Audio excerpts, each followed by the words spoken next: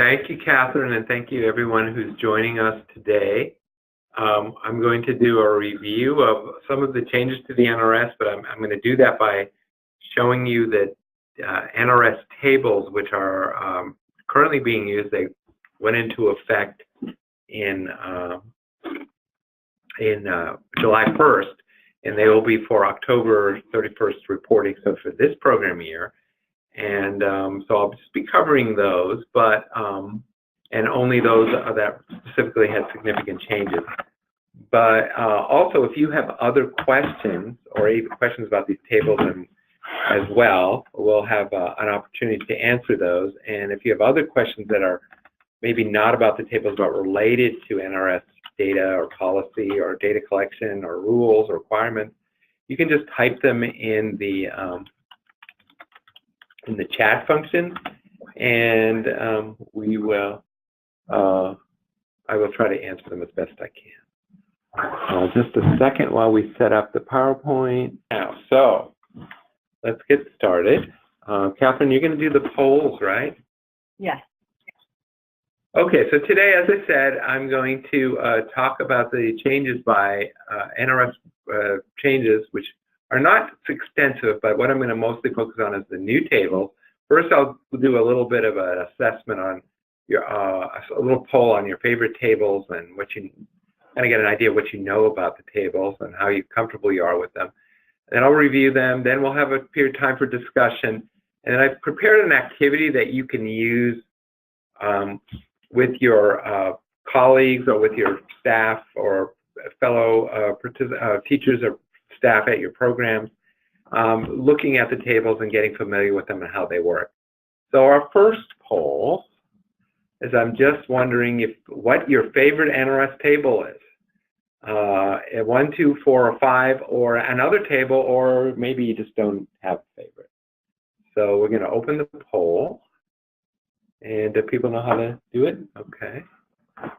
So just say which of these tables, or if you have another one, or if you don't have a favorite, which would not surprise me. Okay.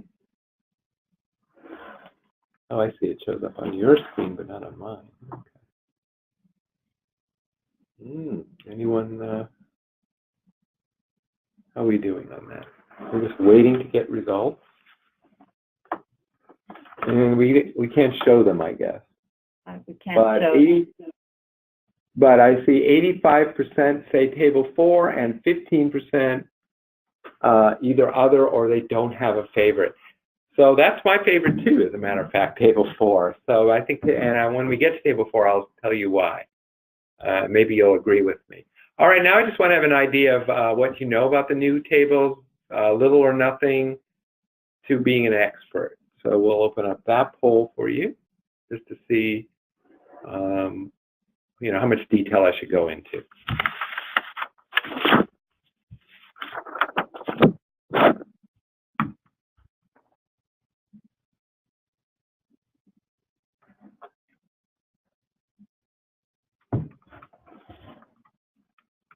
Okay, we'll just give you a minute to do that.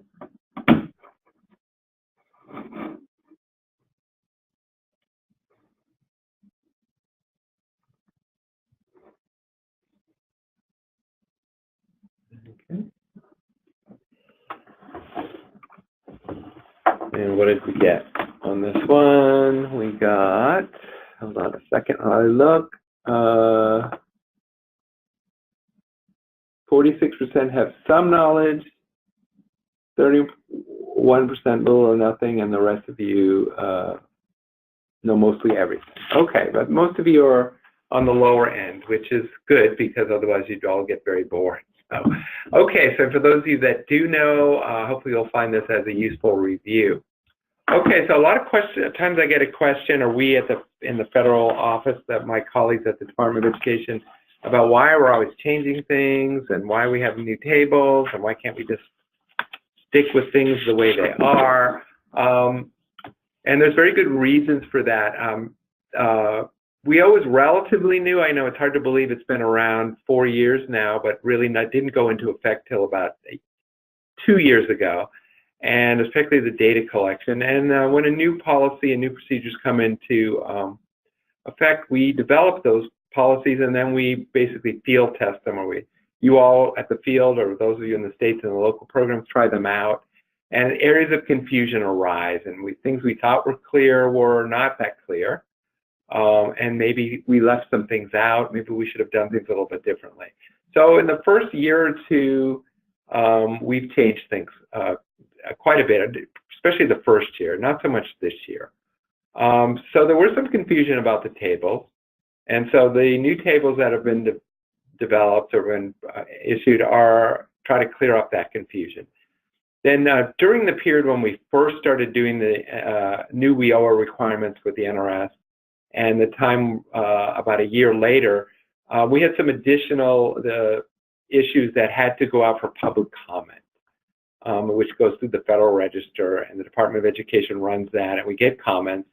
And based on those comments, a few things were changed because people said, we don't like this, we don't like that, I think you should do it this way, and those kind of things like that, that reflected concerns with data collection and understanding. So some things were changed from initially based on those comments. And then a third reason is initially in the rush to get the requirements out and the measures out, a few things were left off. And so you'll see a couple of tables add new things that were required by congressional reporting particularly about instruction and participant outcomes, that were not included in the first round of tables that we did last year. So these are to correct for that. So then the new tables that I will go over were going into effect on the July 1st program year, and they are for reporting in 2019. And I don't anticipate any additional changes. So these will be our tables probably for a few years, and any subsequent changes will probably be relatively minor. So that's why we do it. But I think now we've been doing this long enough that we are pretty stable. And so these tables will be what they'll be using from now for quite a while, probably. Okay, so there were a number of cosmetic or simple changes that were made to most of the tables. And I'm not going to go over those little things, more like, changing column headings and maybe two of the instructions. Those I won't go over those, but I am going to go over these 5 tables, which are Table 2A, which is a new table for reportable individuals, some revisions to Table 4, our favorite table, 4A, which is a new table, revisions to Table 5, and another new table is Table 11. Okay, so let's start with Table 4.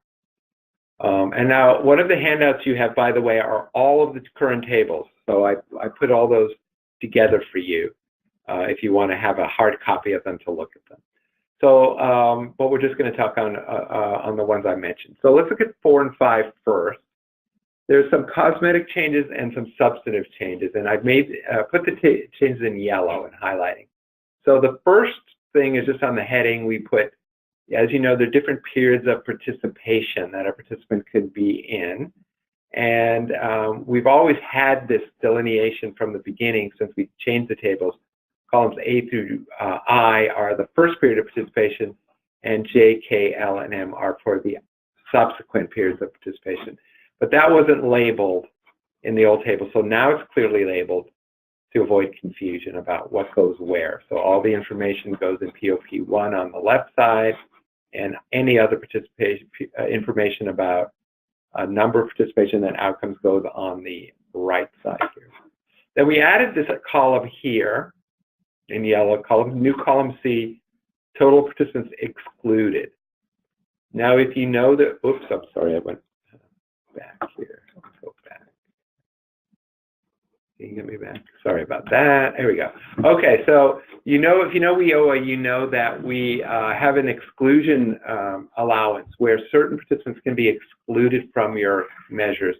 And those are rather drastic exclusions, such as the participant passes away or participant dies. Or if less drastic, they are ill and are in a hospital, or they join the military and they got called up to active duty, and they're no longer able to participate. So all of those participants in the past were counted in Table 4, even though we had an exclusion criteria. So this year and from now on, there is a column just to put those participants in there. So any of the participants fall into that category, those categories of military service, illness, or death, you put them here, and they get deducted from your totals so that they aren't held against you. And we don't really know how many people that it ends up being, but we'll find that out. So that's the new column C. And then we broke out column K and L for subsequent periods of participation to clearly identify if a participant achieved an MSG through an EFL gain or through a secondary credential. So this was in the first period of participation, we were able to do that through columns E and F, but we weren't able to do that in the subsequent periods of participation. So to allow that, we created those other two columns. So if a participant in the second or more subsequent period of participation after the first one achieves an EFL gain or a secondary school diploma, you can break that out into columns K and L. And that was the reason we did all of that. And then the other columns remain the same, and the blue at the bottom is your state's target, your state's performance that's actually reported. And so it breaks out again column C, and so that those numbers aren't held against the state. Here, in this example, there's only 11 people that were excluded, and then we are able to more clearly see why what the nature of the MSG gains were in subsequent periods of participation. And that was the reason for that. That's all that we changed in 4. Otherwise than that, it's the same. Now, I liked this table, as I see many of you did too, because you can just in one table see your level breakdown, your number of participants, the number of hours, and all of the gains. So it gives you a lot of information in just one table. That's why it's my favorite anyway. Okay, so again here, just a summary. They allow for excluding excluded participants. They break out EFL gain and secondary potential for the different MSGs. And the columns allow calculation of MSG without excluded participants. And they let us break down the POPs by the different types of MSG. So that's all we did with Table 4. Okay, in Table 5, we did some similar things, really just for clarity's sake. Again, we broke up first period of participation with subsequent periods of participation, so that this is we can clearly see and identify for the first time they enter here, and for any other time we allowed here. And then here, at the new row we added here was to allow unduplicated, any unduplicated credential counts. So we have this breakout in this table for the secondary, for the credentials. As you know, in WIOA, there's just one credential indicator. So we can, WIOA, unfortunately for us, because we want to know this information, but the WIOA requirement is just one number for all the credentials that exist. They can be the secondary credential or the post-secondary credentials. In Table 5, we break that out, as we did last year, and we do it every year. So we want to know, the Department of Ed wants to know what credentials our participants are receiving. If you just use the straight post-credential indicator, you wouldn't know this, and this is why Table 5 breaks it out. So we want to know a secondary credential achieved, and then was the person enrolled in post-secondary ed? Secondary achieved, were they enrolled in, or did they get employed, or was it a post-secondary credential? So these numbers can be duplicate counted because if a participant, let's say, gets their secondary credential and then goes on to get a post-secondary credential, you would count them in both of these columns. All right, and that's great for what we want to know, what the Department of Ed wants to know, the Adult and Vocational Ed wants to know, Octave. But for the WIOA indicator, that is not a good idea because it is duplicated if a participant has both credentials. So what this does is break out, in this total, you just put each person one time, and then report one time. So then the number you get here is your performance indicator. So it matches what's in what's reported and what's in the WIOA indicator. Whereas the old table did not allow that. You had to do that manually. So this way, this is all calculated automatically by Octave, and it will tell you the values and calculate the indicator so that it matches the one that's reported for the performance indicator. I know that's a little complicated, but basically, to say it simply, it just unduplicates this count that would possibly be here. So we still want to know all this information, but this way we have an unduplicated count, which is allowed by WIOA. And so again, we want to clearly designate the first period of participation from the others, and this applies to Table 5 as well as other tables that we have like Table 5, Table 4 and 4C, as I said, and all of these other tables are like Tables 4 and 5 that are, so all that same change occurs on those other tables. And as I mentioned, the new role on Table 5 provides a single consolidated value for credential attainment. And we hope that avoids confusion. If you looked if you looked previously in the table at the performance indicator, it will not match the one that is in the reported for WIOA in the state performance report. So now it will from subsequent years. And that's why it was done, really. Okay, I'm going to pause now before I go to the slide, go back, and see if there are any questions. So can we look and see? If you have a good question about tables 4 and 5, this is a time you could ask either you want to do it verbally or written. Catherine. Right. So this is Catherine. Larry, there is one written question I'll read aloud to you and you can share. And just reminding folks, if you want to type in the chat or the questions pane to type your question, you're welcome to do that. If you want to raise your hand, I can unmute you and you can say it over the phone or microphone. So I'll watch for raised hands. But Larry, in the meantime, one participant had a question, I think, related to Table 4 and columns K through L, and that was, if a participant has both measurable skill gains by ESL and by HSE, is just the one still counted in columns K and K and L? Okay, so remember, if a person gets, first, two things to remember here.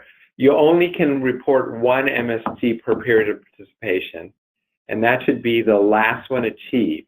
And in this case, it would be an HSE credential, assumingly,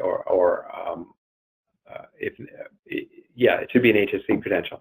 And if you get an HSE credential, you can apply it to all your POPs. So we want to go back to Table 4, and I'll show you. So in other words, if a person comes in, and let's say they get a pre-post test gain in POP1, and a POP2, they get that's good, thank you, a high school equivalency. Then they get an EFL gain there, an MSG there as well, and then you can apply it to all the MSGs.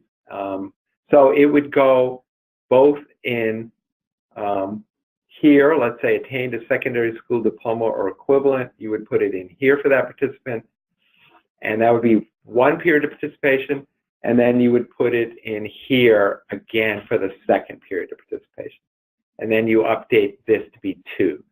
So a person comes in, it doesn't really matter if they get an HSC, whether they got a gain the first POP, because you can apply it back to the first. So let's say in the case, person came in and didn't get any gain, then they came back and got their high school credential, you would put a 2 under column J and a 2 in column K.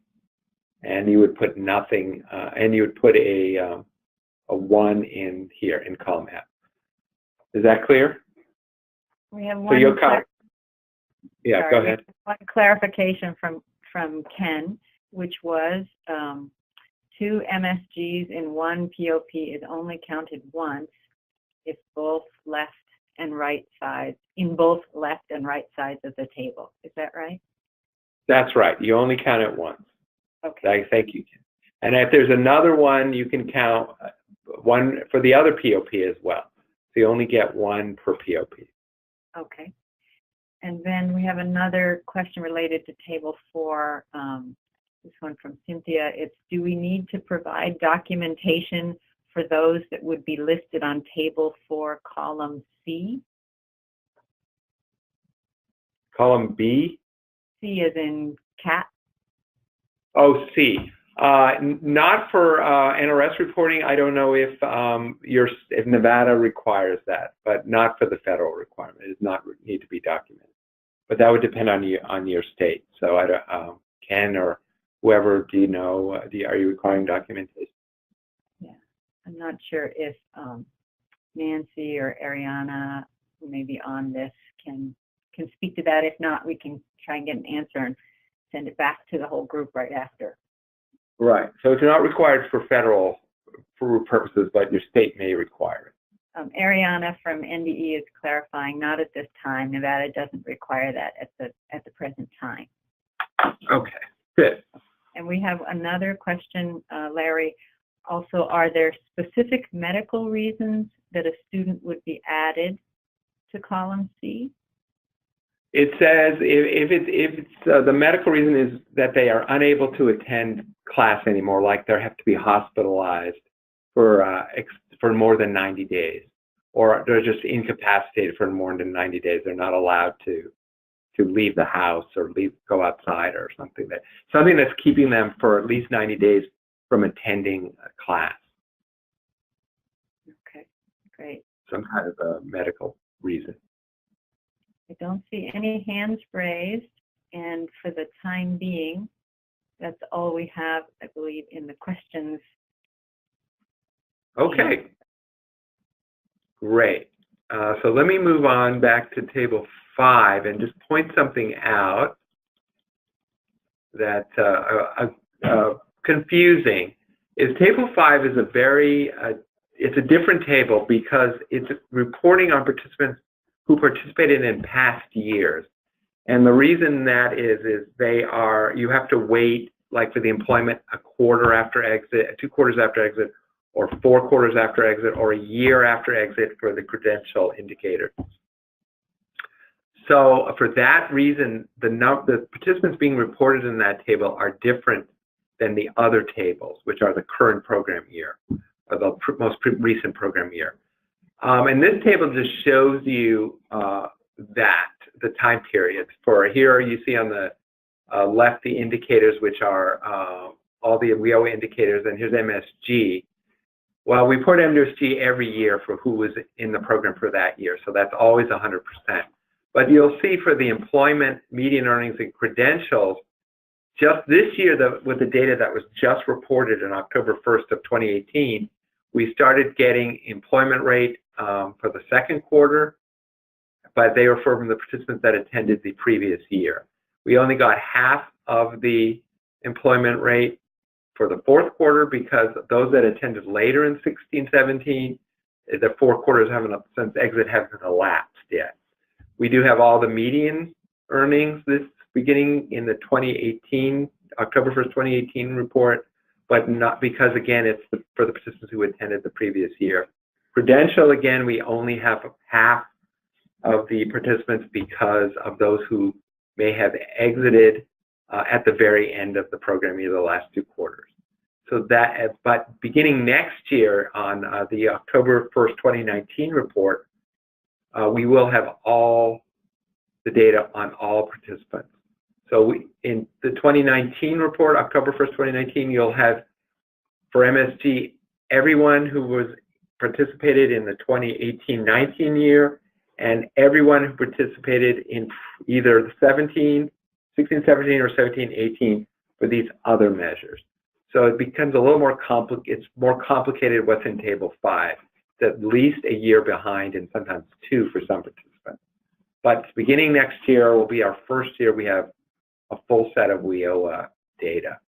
The whole timeline is very complicated. I'm not going to go over it now, but if you are interested, I can tell you how to, basically there's a summary of it in the NRS TA guide, but I'm not going to go over it any further, but just to show you the difference in Table 5, because sometimes that's an area of confusion.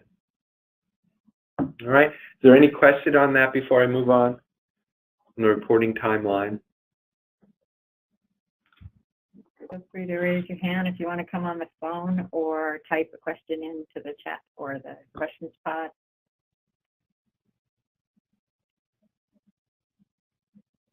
There is a question. How do we know which approach to use for the effectiveness in serving employers? Yes, effectiveness in employers. You don't need to worry about that right now. That is it's in a pilot phase right now, and every state was given an option of I think 2 or 3 different approaches, and whatever was decided for your state has been implemented and is being tested right now.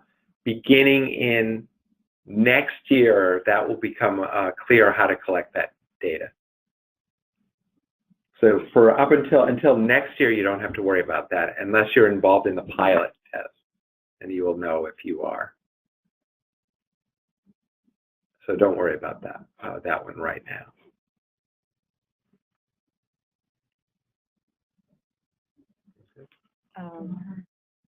At all? Ariana, I'm just checking. Is there anything you'd like to say on the phone? I see your hands raised, but that might have been for your clarification earlier. Nancy here. Can you hear us? Yeah. Yes. So I just wanted to mention that at this time, the effectiveness in serving employers, the pilot piece of it is being done by Title I. We've not been involved in it. So I just wanted to let you know at this point in time, it has only been piloted by Title I. Title I. Okay. Thank you for that clarification. Thank you. Okay, I don't see any other hands raised nor questions in the question pane. So. Okay, so I'll move on to our 3 new tables that are new this year, beginning July 1st, and will be reported next year. And this is 2A, and it is for what's called reportable individuals, and they are participants, or people rather, who have completed fewer than 12 hours, but have made an attempt or an intention to be an adult ed. So they've come to your program and registered probably, or maybe they're on a waiting list, maybe they've come just for a class or for an orientation, and then after less than 12 hours, they disappeared. And we now want to start collecting that information. And all we collect is these these demographic characteristics, their age, their gender, and their ethnicity. So, and they've stayed less than 12 hours. So this is really the exact same table as Table 2, but it's for those who have stayed fewer than 12 hours. So a question often comes up is like, how do I know they intended to stay or they wanted to get our services? And there's a little bit of flexibility there, but essentially if you had enough contact with you to provide this information, their basic demographic information, and they stayed for less than 12 hours, then you need to be reporting them on this table. And it's pretty simple, but that's a required WIOA table, so that's why we added it this year. We didn't have it last year. Okay. Fewer than 12 hours, it meets the WIOA requirements. Okay, our other table is label 4A, and that's a table that's unique to adult education. And what we wanted to do in this table was understand how people get EFL gains. And as you know, there are 3 different ways to get an EFL gain.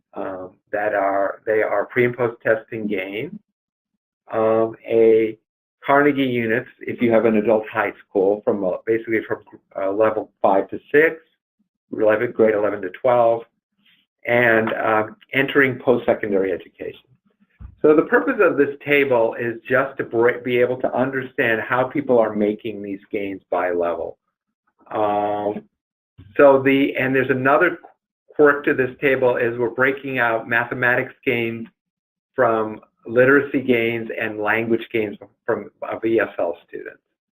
So we have, again, breakdown by level, number of participants, number who had a gain by pre and post testing through either ESL or ABE, so basically literacy or language if you're an ESL student,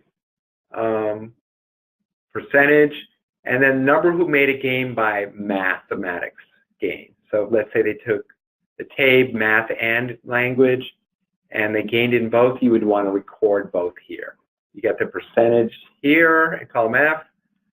This is if you have Carnegie units, you want to know those number and the percentage, and this is to record the number who achieved, who entered post-secondary and got an EFL gain that way, and then we have a percentage. So 3 things about this table. First of all, it's only for participants who got an EFL gain. So if the participant didn't get an EFL gain, you wouldn't put them in this table, and that goes in column B. So it's everyone who got an EFL gain.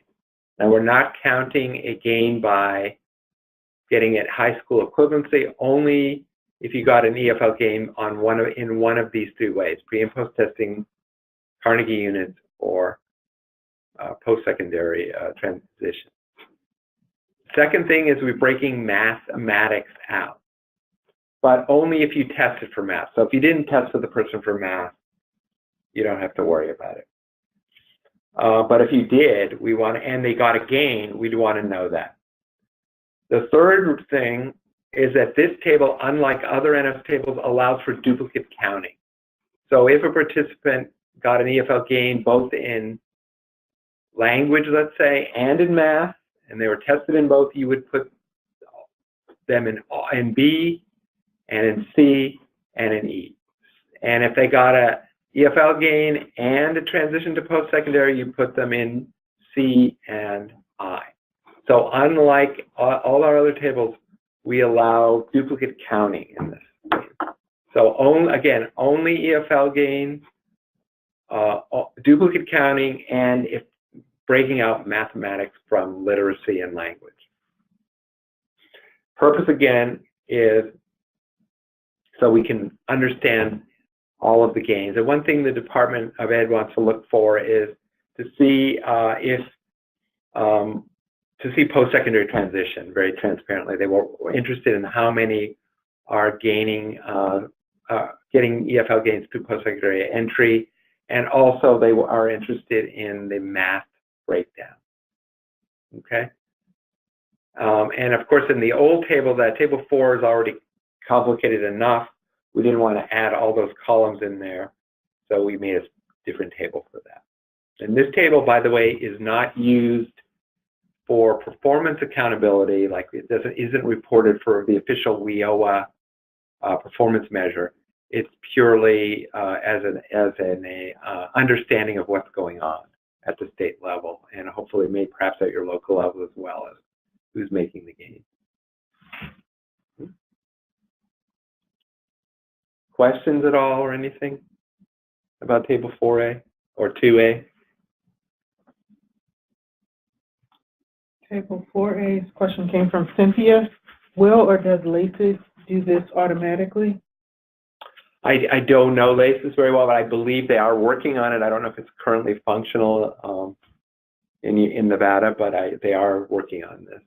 So you'd have to ask LACES, or maybe Ken or Adriana, do you know? Ken says LACES is working on it. So Ken also said the same thing, and they're working on it. Okay. They have a lot of questions for us all the time about that table, so I know they're working on it.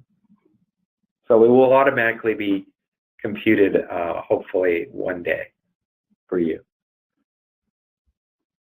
Okay. All right, now we have our third new table, which is table 11. And one thing that was required in WIOA is they wanted to know how many participants are getting integrated education and training, IET.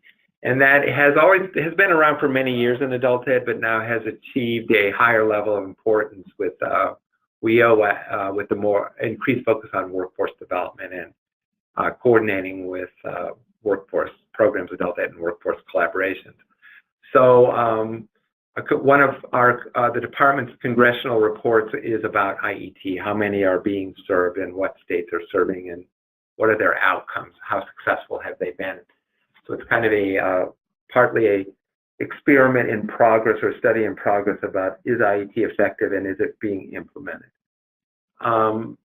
And again, this is not a performance indicator, but it's an informational collection for that purpose. So what we want to put in this table are only participants who are in IET programs. And they can be either ESL IET or ABE IET.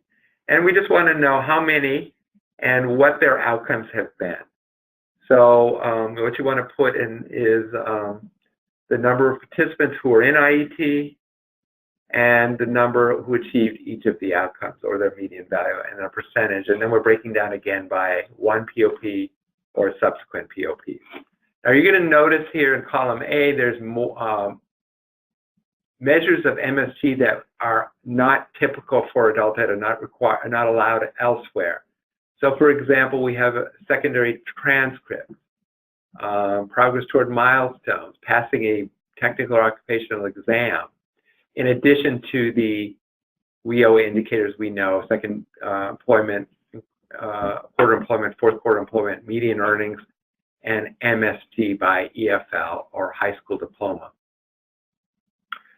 So the reason we have these other ones, the secondary transcript, progress toward milestones, and passing technical or occupational skill exams, these are allowable in Title I. So if you're a Title I participant, you can show MSG through all of the ways we have in column A, the MSG EFL gains, high school equivalency, or these other three additional ways. We don't allow those three in adult ed, but we have them here in this table because a question arose is, since they are in a job training program, IET is partly job training, it's integrated job training, a basic skills approach. We wanted to know, are those useful outcome measures to have for adult ed? So right now they're not allowed, but perhaps in the future they might be. So the question is, are they significant and do they matter for IET participants in adult ed? So what we want you to do here is put all of the participants that the indicator applies to in these columns that are in IET programs only, and whether they achieved an MSG through all of the allowable ways, including the three that are not allowable right now in adult ed. If you're already collecting those, that's great. It doesn't mean you have to start doing this. If in Nevada you in your Title I program or your adult ed program already collects MSG this way, that's great. We want to know that and put it in there. If you do not, you don't have to worry about these three columns. And there's no penalty or no negative implications that come out of this table. It's purely for informational. So if they are, you put in the numbers here, and if they achieve the outcomes in any of these ways, you put them there, and then we make the percentage, and then for the same things for periods of participation, or subsequent periods of participation, for the second or third one if there happens to be one.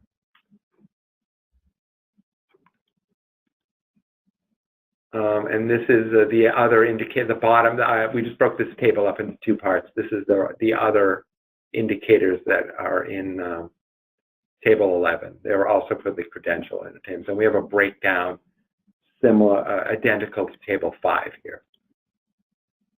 So again, it's to capture all the outcomes for IET participants and all the ways to measure MSG, including the ones that currently only Title I uses, And really it's to see two things, to see if what gains IET participants are making and whether these other methods for measuring MSG are useful for us in adult ed to apply to IET and perhaps even in subsequent years to all participants. Okay, any questions now about Table 11?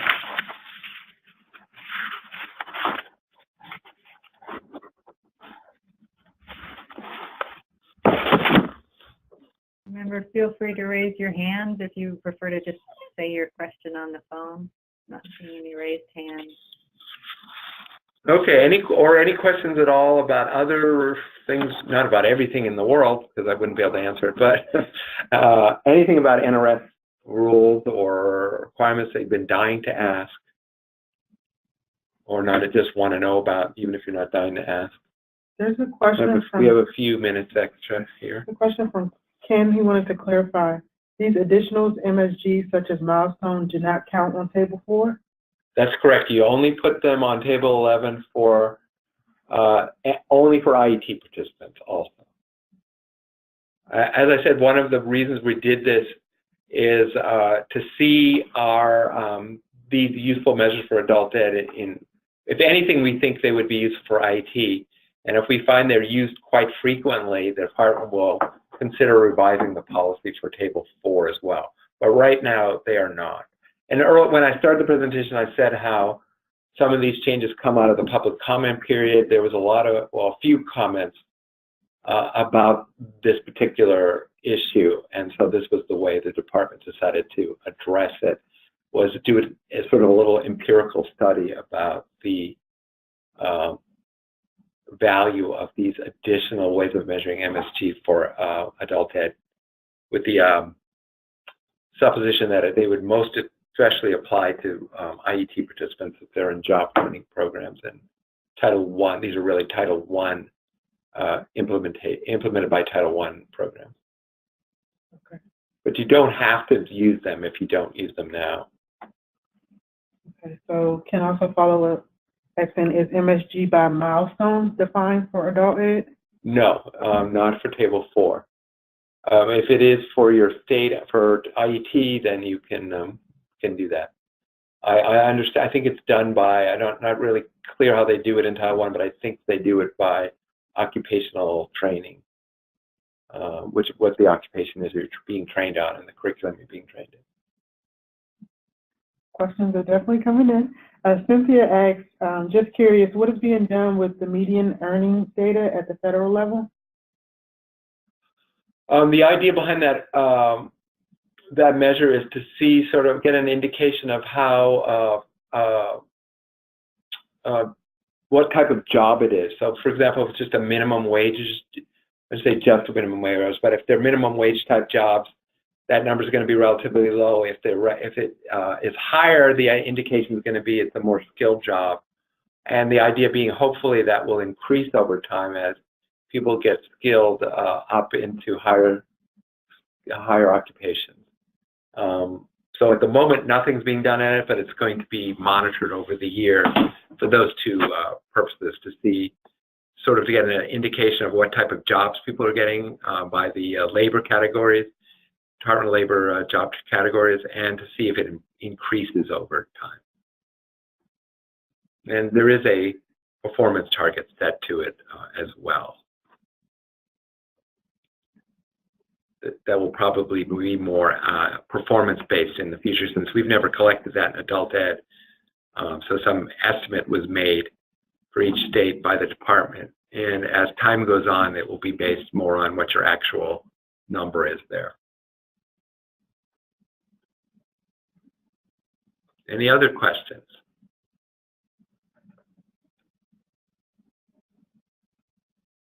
Feel free to raise your hand if you prefer to just speak it on the phone.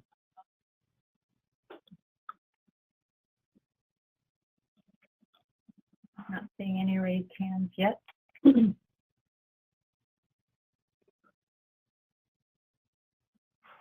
Okay. The final thing I wanted to say is I created an activity that when I do this training in person, and when everyone's in the room and we have some extra time, I have them work on this activity, which is called Which Table. And it's for matching, there's a information provided about hypothetical participants, and then you indicate which table it goes in and where you would put it in each table. And I limited that to just the 6 tables that I discussed in addition to tables 2 and 3. So table 2, 2A, 3, 4, 5, and 11. And the reason, the idea is to just give you a practice for, get you familiarity with the understanding of tables, reporting how to report the data, and getting, kind of getting people used to looking at tables and understanding what is in them. And the activity is just mostly as a PD tool that you can use with any group of staff, teachers or state staff or administrators or database developers, to show, just to get an idea so you can get a deeper understanding of the tables.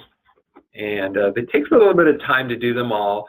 And I included, and here it is, and I included in the handout the blank one, which is the one you see on the screen, and one with the answers in it, so that you can have an answer key and don't have to figure it all yourself. And the other handout you have, as I said, it was all of the tables that are in use right now for this year. So here's the example of the handout. For example, we have student A that was attended 3 hours, only got 6 hours total contact. It was a white male, age 41. Where would you put that? It would be table 2A, since this is clearly a reportable individual, not a participant.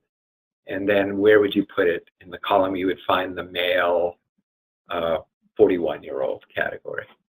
And then, so for each of the other ones, I think there's 5 or 6 of them I put together, maybe a little more. I just have some information about that participant. And then you say which tables, and you report them in and where you report them. So just for example, student A is pre-tested at level 4 in ELA literacy. They attended during this period of time, 120 hours. They're in an IET program. They got 1 EFL game, but no other MSG. And they got a job during this period. And it's a Hispanic female, age 32. So then you could just say where in 2, 3, 4, 4A, 5, and 11 you would report that information. So the idea again is just to give you an idea of where you put those in the table, to get you some familiarity with it, and to show how, you know, information from a student gets translated into just these cold numbers in an aggregated table. And I think it's the couple of times that I've tried it, it's worked out pretty well. It's a good tool to not only understand the tables, but to bring up issues of reporting and requirements and how you collect data and the different quirks and variations of data collection. So it's a nice tool if you want to use it in your NRS training, or maybe your parties or whatever if you get bored. So, any more questions before I go on? I think we are just about out of time, about 5 minutes left, so if not, we'll end early. And if you want to reach me, this is my email, or you can email at nrs@arr.org. We also have a website, nrs.org. Oh, I should have put that on there, where everything about NRS is available for you, including our past trainings, our online trainings, all of our basic information about NRS. And you should, though I always recommend that you go to your state staff first, your state office, with questions, because a lot of times it's going to be something specific to Nevada or to your state or your local area that I may not be able to answer. But if you want to know more about the national level, or you just want to contact us, we monitor our email every day, and we'll reply to you as best we can, as soon as we can, rather. And Other than that, I think we're finished. If there's no other questions, Catherine, are we looking good there? We're looking good. I'm not seeing any additional questions. I just wanted to thank you, Larry, for presenting to us, and thank the group for attending. The handouts that Larry mentioned with the which tables, you can easily download right here from the session if you like. If you click on the gray handouts pane and make sure the arrow points down, then you should see the 3 ones that are highlighted there, sort of like hyperlinks. If you just click on them, you'll be able to download them. If anybody doesn't get them, I'd be glad to send them along as attachments in an email. And I'll follow up after this, just reiterating this by email. So if you had to jump off the call or otherwise missing how to get these, I'll be glad to get it to you. And thank you also for Ariana Flores joining us so that we had some input and direct information on the spot. All right. Okay, well, thank you. Thank you very much. I hope to hear from you and hope to visit Nevada sometime soon. Nevada. I want to say it right. Thank you all. Thank you, Larry. Thanks, everyone. Bye-bye. We're closing the room now, but I'll follow up by email for those handouts if you didn't have the chance to grab them already. Thank you. Thanks, Catherine. Thank you.